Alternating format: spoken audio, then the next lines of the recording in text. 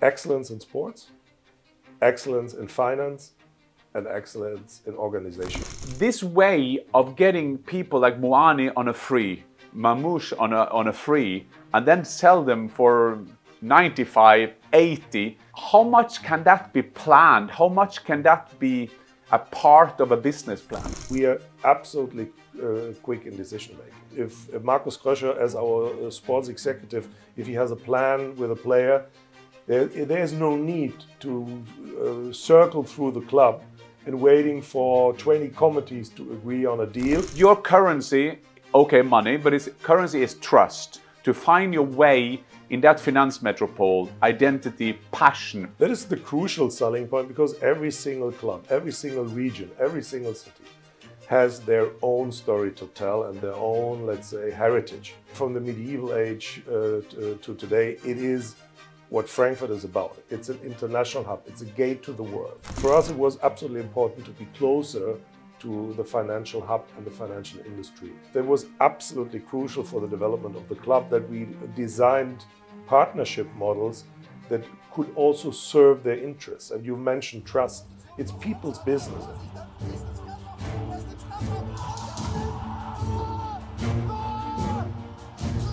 Hi and welcome to the Fussball Channel. Today I am the host, not the co-host, because Marcus, the host, is behind the camera. But I'm not alone. I'm here with Axel Hellmann, one of the most influential football people, football sports politicians in the whole world. And I'm not overdoing that, Axel, because you've been at Frankfurt for many years.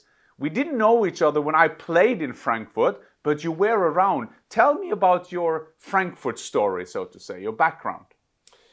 First of all, thank you for being here. And of course, I have a long tradition with the club. My own biography is closely linked to the last 50 years of the club.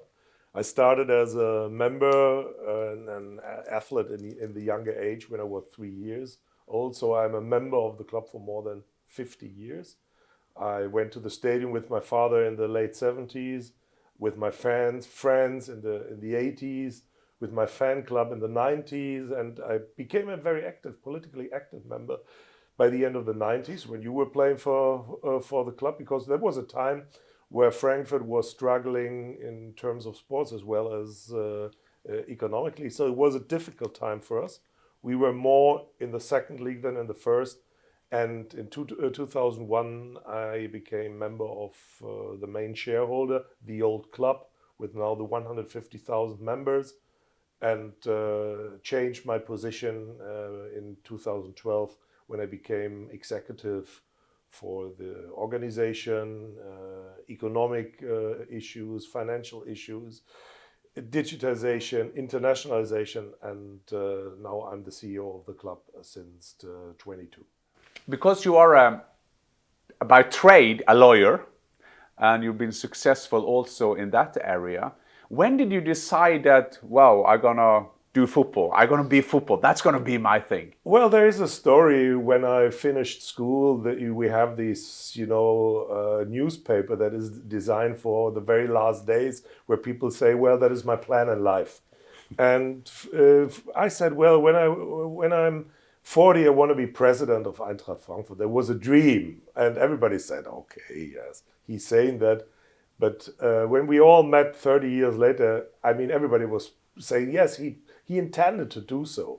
And of course, it was a joke in those days, but I had this passion for the club from day zero, almost. And when I came into charge in the beginning of the millennium, I got the feeling that this could be also a professional perspective for me to enter full-time employed in football industry, because I noticed that there are so many factors that are important besides sport, because I'm not a sports expert.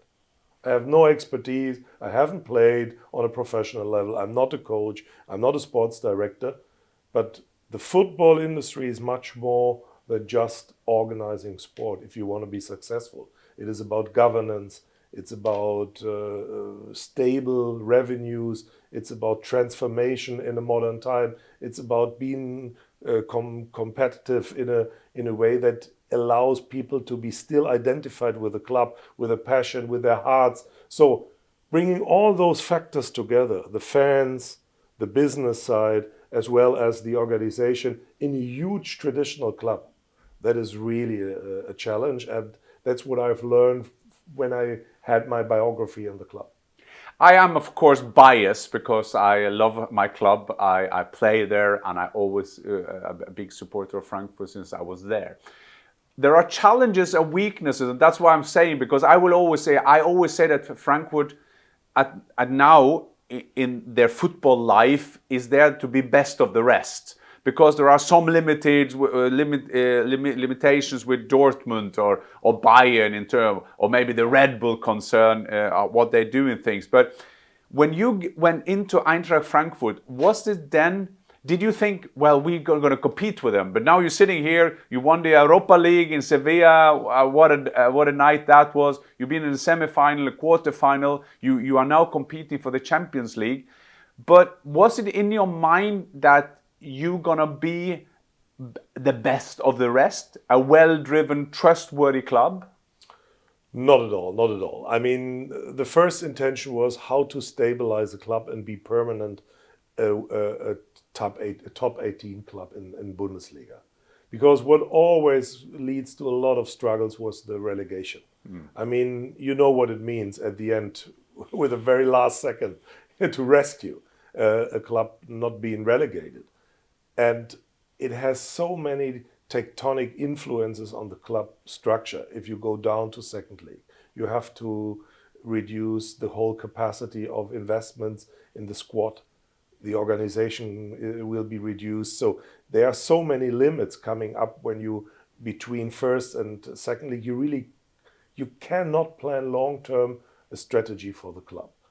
So a big game changer was the World Cup 2006 in Germany, when the stadium was rebuilt and we had a new capacity, new revenue streams. And on the other hand, it was necessary to stabilize the club on the governance side. So that was the point where I said stability is the first thing we have to achieve with the club.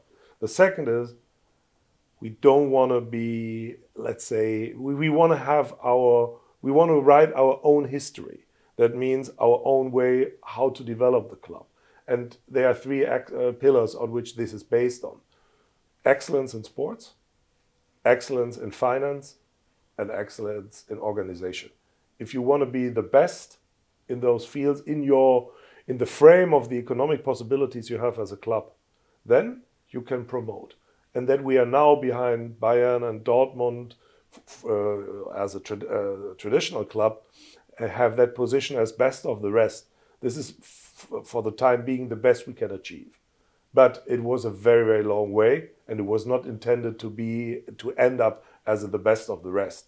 But what I also say is I had always the dream to play internationally with Eintracht, because I knew and I know that it is deep in the hearts of the people to travel with thousands of fans across Europe, to be everywhere.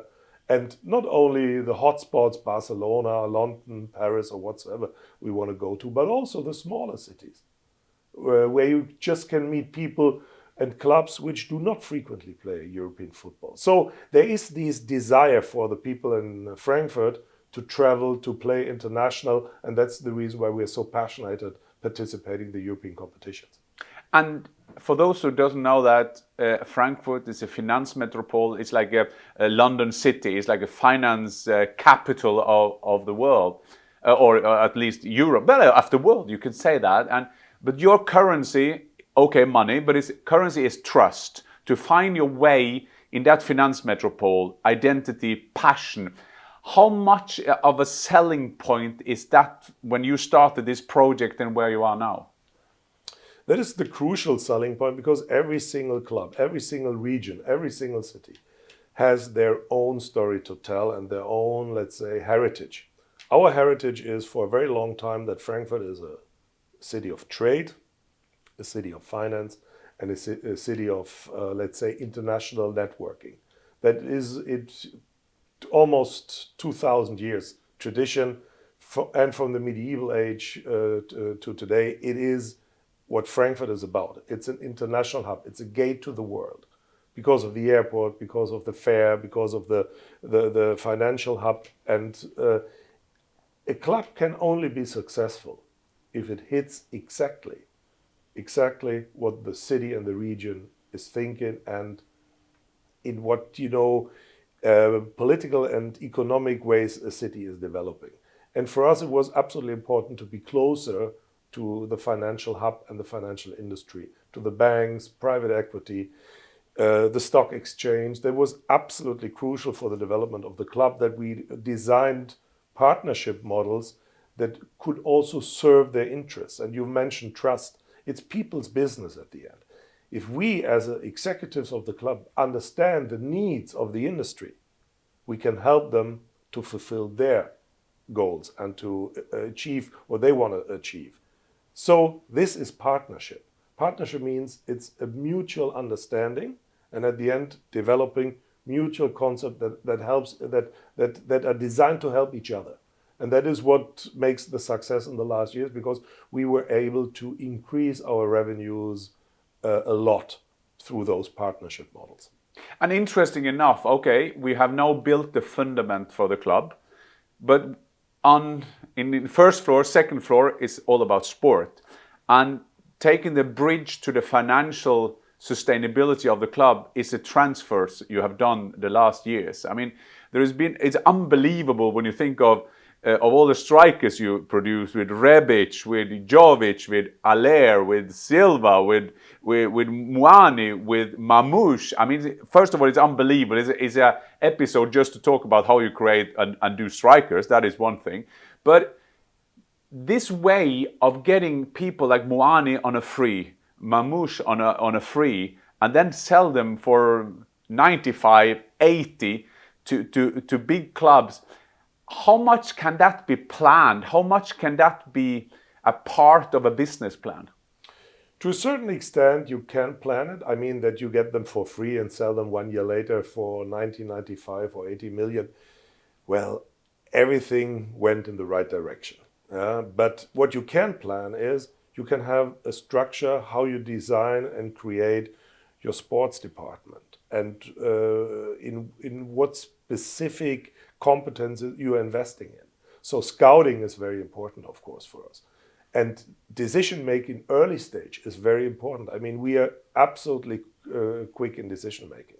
If Markus Kröscher, as our sports executive, if he has a plan with a player, there's no need to circle through the club and waiting for 20 committees to agree on a deal. And then after half a year, the guy we have scouted goes to another club because we were too slow. No, it's exactly a decision of a couple of days. If we want a player, we decide we get him. And then the rest is a question of dealing and exchanging interest. But the internal decision making of the club is very quick. So that is scouting, decision making, and at the end, for me, the most important thing, you have to invest in a coaching team and the stuff around the stuff that makes a player better. Try to remember, Mamouche, when we got him from Wolfsburg, he was not a striker, and he was not a number 9. So we made him after 1.5 years to become one of the best strikers in Europe. And that is because the coach and the team around the team did that. We've seen something in him, but that was not proven so far by results. So what they did, they invested a lot of time and energy just to strengthen his strength. So making him stronger in what he has in his body, in his mind, mentally, physically, to become one of the best strikers in Europe. That is really the performance. That, at the end, you can't plan as a result. But the method and the way you just try to educate and develop players, that is something we have in mind. That is what we intended to do, and it worked quite well, and I'm quite sure it will work in the future as well. Maybe on a higher ground, because we are not the club from the time 5 years ago. So we have changed. Our own demands, our own prospects are different now. We want to play internationally. So getting players on that level is another challenge than getting them 5 years ago, just to say, where's the potential that we can deliver? And I think the path is the only way for us to be competitive on a higher ground. And as an Eintracht Frankfurt fan, I said it all about these strikers we sold. We're getting used to that, and people kind of trust that new strikers are coming. The big topics now, and I know that because every English journalist will ask me about Ekitiké. And when he scored against Tottenham in the 5th minute and all that, make him hotter. What can you tell us about the future of Ekitiké? Everybody think he will go to England. But you said in a conference yesterday, I heard, that, well, let's see if there is other countries. Well, I said that, first of all, that's the most important thing. I would love to have him in Frankfurt for another 10 years, if possible. But we are all realistic. He is one of the high potential and best high potential players in Europe at the moment. And he is still 22 years old. That means he has a great future. He is a clever guy, so that means he loves to listen and to learn and to promote. So it's not that he just thinks he is at the top and that's it. So he's a good player. And again, I would love to stay another couple of years, but the market is the market. And I just wanted to add to your comment yesterday that the half of the Premier League clubs are interested in getting him. There are maybe other markets where he also, let's say, opened some doors with his performance. And I'm quite sure that he also fits to other leagues and other great clubs in Southern Europe. Sound intriguing. I will go to another player that is fascinating about this revival. We have all followed Mario Götze all his career. He was a wonder boy of German football, from Dortmund to Frankfurt. From Dortmund to Bayern. Scored a winner in a final. I will just talk about something you told me about Mario Götze also outside the pitch. Because he's a very clever boy and tried to improve in all areas of life. Talk us through how he is like Mario Götze. First of all, he is a phenomenal player and a wonderful and very intelligent player in our squad. He plays a decisive role, and he's highly relevant for our gameplay. But it is because he's an intelligent player, and he knows exactly where to go on the pitch, and now he knows also where to go off the pitch.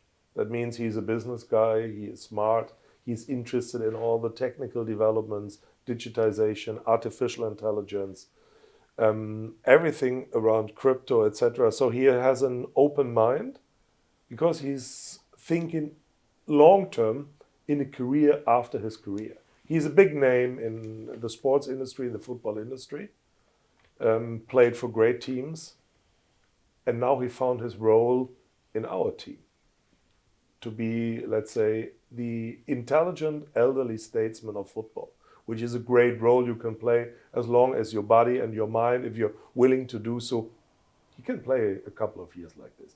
But the other side is also very interesting and makes him that stable because he has already a clear plan what to do after his career. And I like people, and in general I like people, in particular players, who have a plan what to do after their career. And that makes him very strong on the pitch right now, that he has a plan off the pitch. We are talking the day before. People will know the result when they see this, but we're talking about the day before the Topspiel.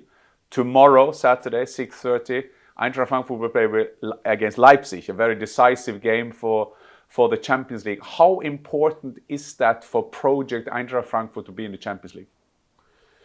It would be an important step, of course, but it's not a crucial step for our strategy because we go on as we did in the last years, playing Conference League, playing Euro League, playing Champions League. Doesn't matter. We have a plan to develop the club irrespective of the competition level we are in. But, of course, Champions League is a boost. Champions League offers access to additional revenues. Champions League gives you a broader international reputation and a bigger reach. Champions League is very attractive for the players, new players coming to our club. So it's a fantastic platform. And that's the reason why we want to achieve it. We're in a good position. We have a very important game on Saturday because number 3 is not playing number 4 in the league. And we have good results in the past at home against Leipzig. They've never won in Frankfurt so far in their club history. But I'm absolutely sure it will be a very tight one. And the home factor is very important for us because we have a fully packed stadium, and that is always an advantage if we in these, as you know from your own past, if it's very tight, if it's very close, you just need the power of the fans in Frankfurt to be successful. We're going to end with an exercise and a challenge for you. I will say some words, and you should impulsive say something to these. It could be anything that I can ask you. I just bang, bang, bang. So I'll put my glasses on. I always do that when I concentrate. Bayern. The biggest German club at all. Dortmund.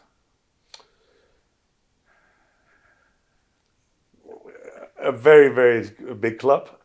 But I think they have to find their way back to permanent success. Bayer Leverkusen.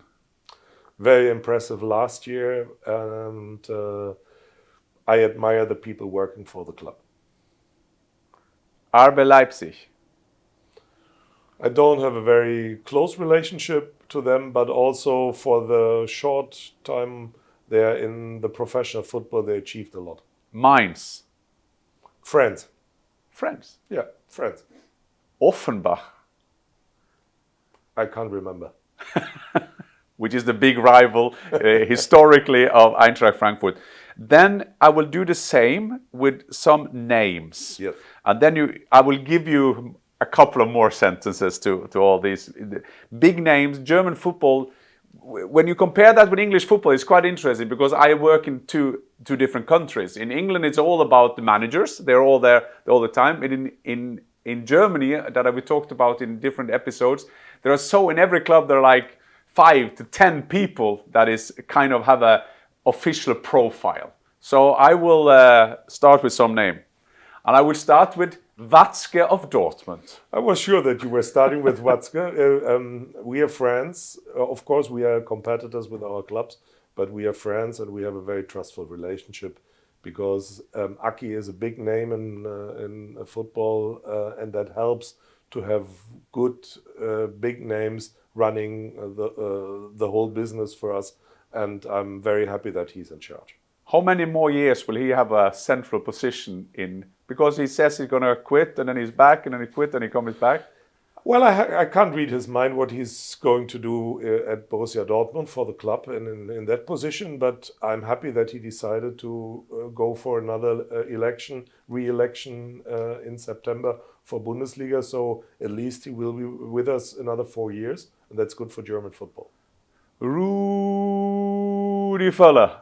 A fantastic guy, and I can say quite frankly that with a small group of people I was a bit responsible that he came back to DFB in that position. We tried to convince him all hard to do so because he was already in retirement, and the biggest challenge was to convince his wife that he should again go to the association, and now another 2 years. I'm totally happy. He's a fantastic guy and we are really good friends. Even with his Offenbach background. I can't remember Offenbach. Then, Uli Hoeneß. He did so much for German football. I have the greatest respect what he has done with Bayern Munich. This is an unbelievable story. He's a very big name. And of course, his power is very important for the development of Bayern Munich, but sometimes power is always good not to use. Talking about power, Karl-Heinz Rummenigge. Almost the same. Kalle is a big name in international football, and I've learned a lot from him in the industry when I came in almost 12 years ago as an executive. and we have a good relationship. We have a trustful relationship. We were discussing a lot of issues concerning ECA, and it's the same with the power. Bayern Munich has those really two powerful guys, but it's power is there to use and sometimes not to use. And the one who's going to use it is Max Eberl, because he got the official thing. He should execute the power. Max Eberl. He is a colleague. I like to see him when we meet. We have always good chats, but I don't want to speak about a very active colleague. Talking about not trying to speak of active colleague, Caro of Leverkusen. As we are speaking now on a Friday, he had a busy week, having a go at Bayern, having a go at Real Madrid, and yeah, of course, it's about Alonso, of course. But Caro, describe Caro. I like Fernando very much because he came from a different position and angle. I came from the fan perspective. He's coming from a media perspective into football. So he was not a football player himself on a high level. And so he brought a complete different approach into the football industry, in particular to Bayer Leverkusen. And it is no coincidence that Fernando, Caro and Simon Rolfes just became German champion with their different, view on things and different approach. It's no coincidence. And that's what I like. If you think not in the traditional ways of designing a football club, bringing new aspects in, you can change the world. Bayer Leverkusen, as German champion, is to a certain extent a wonder, because it's not as long. They are not as long in the competition on top level as it was Borussia Dortmund before. So they came up, fantastic coach, fantastic players, but you have to see how long and how stable this is that they can be on that level. But Fernando is, of course, one of the wonder builder. Last but not least, a young man who is giving hope back to German football on a national level, Julian Nagelsmann. He is a great coach. He has fantastic abilities, and I think he's also capable to win great titles. That is what, at the end, is the most important thing when you work as national coach of Germany. At the end, you have to win a title. Then you go in the history or the book of history, and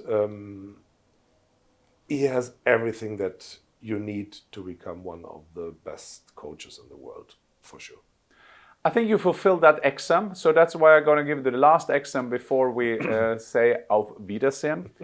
I want you to put together a five-a-side team of Frankfurt players. You can use whoever you saw, whoever you work with in your job, and no, you have to be polite and don't bring me in the team. No, put together a five-a-side team so we can start. Fjord, all the Norwegians. Fine. Yeah, no. Okay. No, but you can start with the goalkeeper. Uli Stein. Uli Stein. Uli Stein would be my goalkeeper. Uli Stein, a legend in German football. Yeah. Hamburger Winning, Sportsverein. Yeah. And then Champions League with Hamburg, German champion, DFB Cup winner with us. Fantastic goalkeeper, excellent person. Yeah, not easy to lead. Sometimes he has an impulse. He's very emotional. So that's the reason why he all the time, changed the clubs frequently. But I think one of the best goalkeepers in Germany over all the years. And yes, impulsive, but there is an Eintracht Frankfurt book now. I'm very honored to have one chapter about my time in Frankfurt. And Uli Stein got one. And we went to this book presentation, and his history is on a private level. It was unbelievable. I get goosebumps now when I think of it. It's an unbelievable story. And I will recommend that book to you because that is very, very interesting to read. And then you get to learn the past of Uli Stein, but also a great chapter of Mario Götze as well. So we need a defender in there as well. Karl-Heinz Körbel. Most games in the Bundesliga ever. 602. I think a record for eternity. Yeah. Müller and Neuer could have made it if they would play another 4 years. But Karl-Heinz Körbel is, I think, the best defender. But if you 5 is it's very limited. That's why I give it to you. Okay, I didn't give you a team. I didn't give you a team. I did you a 5-a-side team. 5-a-side indoor. 5-a-side indoor, of course. We have 2. Yeah. So we will have. I think we will go for. I mean, you can decide. You have to have 3. You can midfielders or strikers. No, I only think offense. One in the defense is enough. Yeah, Don't absolutely. give it a defense. Yeah. But JJ Okocha. Okocha. Interesting choice, because that limits a couple of others I can come to. But okay, I will come to that. Okocha. What a legend. Yeah. Okocha is fantastic because 5-a-side indoor. He's definitely the right player. Yeah. For that. Omar Mamouche would be for me in the team. Ooh. Yeah. Mamouche. 5-a-side. What about Grabowski and Hudson? Yeah, they're a bit older, so they have to share the position. Okay. Yeah, okay. No, of course. I'm a much bigger fan of Bernd Hölzenbein than Jürgen Grabowski. Okay. Jürgen Grabowski, of course, is the club legend #1. But Bernd Hölzenbein was, for me, the most clever player. He knew and. But you still put Mamouche in, don't you still want Mamouche in that 5-a-side team? Yeah. So he's in. Yeah, he's in.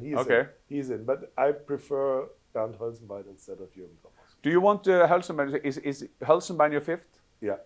Hölzenbein is your 5th person. It's an interesting story about Okocha, because he was seen by Steppi, Lebe geht weiter, a fantastic figure in the history of Eintracht Frankfurt. He was seen in the B team, and he was just taken up and had a fantastic career, didn't he, Okocha? Yeah.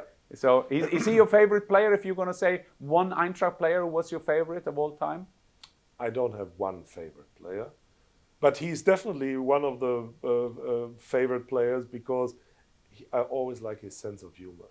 He's a good man. Huh? Yeah, it's the same with you. You were okay on the pitch, but your sense of humor is, makes you really your personality. No, seriously, that is what I think is in a city like Frankfurt totally important. That you are on the pitch, that you have a personality, and that you off the pitch have a personality. Otherwise, you're not fully accepted in the city. That is the CEO of a Launische Diva who's talking. Axel, it's always a pleasure to talk to you, talk football with you. It's very inspiring, always knowledgeable to talk to you. And that was all for our special episode with the CEO of Eintracht Frankfurt. Auf Wiedersehen.